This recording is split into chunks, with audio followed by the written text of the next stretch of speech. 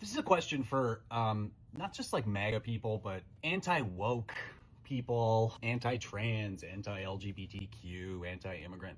Do you not understand that you're the villain?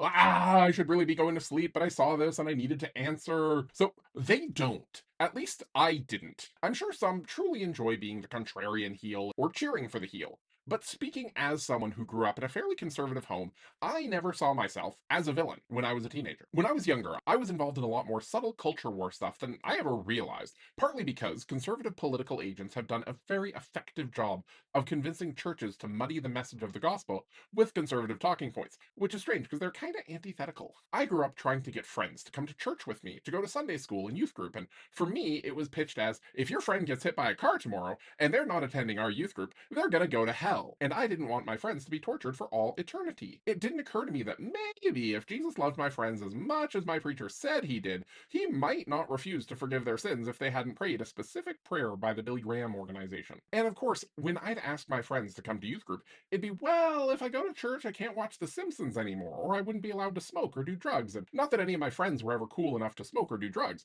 but they wanted their options open. Then you kind of get this idea in your head that if you can just stop people from doing the things that they want to, that the church says are bad, if you can just make those things illegal, then we can save them all from this horrible future that is sure to happen to them if they get hit by a car next week. And it won't be our fault.